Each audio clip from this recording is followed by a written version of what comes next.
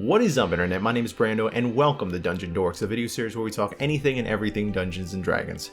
Today we're going to go over some ideas and practical ways to create and implement custom characters and creatures for encounters.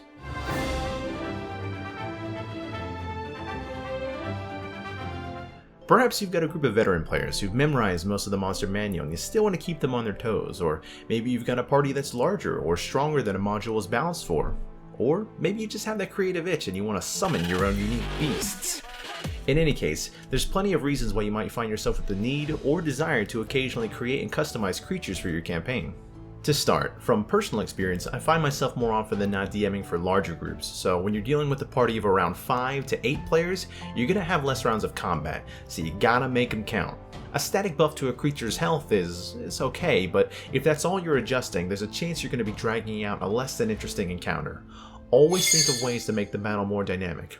Consider a buff to damage, or customizing attacks, or creating entirely new ones.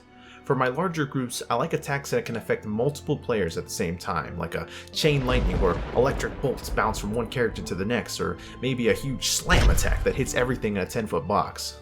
This will help your overwhelmed monsters and minions keep pace with the numerous assailants around them, and with a bunch of PCs on the map, mobility for your creatures is also going to be a big challenge. Consider abilities that assist them in escaping or allow them to move around the battlefield without, 20 attacks of opportunity shredding them to pieces.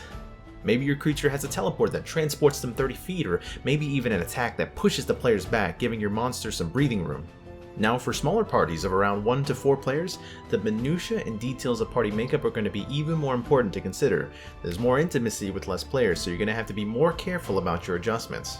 Does your party do lots of damage? Are they primarily spellcasters? What are their defensive capabilities? Do they have a decent healer? You're going to want to think hard and try your best to avoid implementing a customized creature that just ends up TPKing the party without any resistance. I'm also a big believer in using conditions over pure damage to layer combat with a sense of danger and tension without outright blowing the party off the board.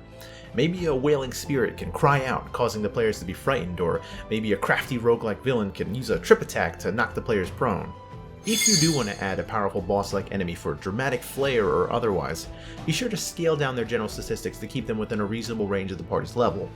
Notching down their health is obviously helpful, but you'll want to address their overall defenses as well, such as their armor class, saving throws, and spell DCs.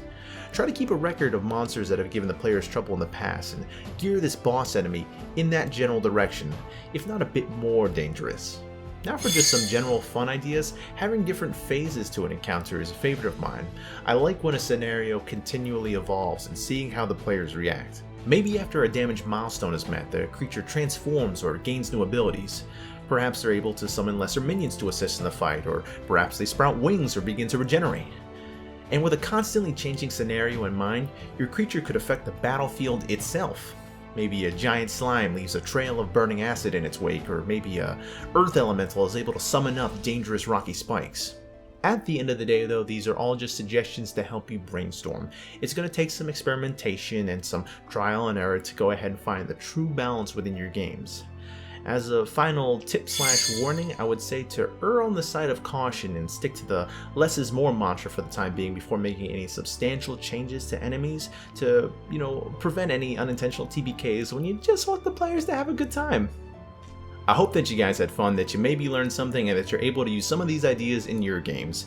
As always, if you enjoyed the video, do all the fun stuff like, comment, and subscribe for more. Have a good day, have a good life, and I'll see you all on the next one.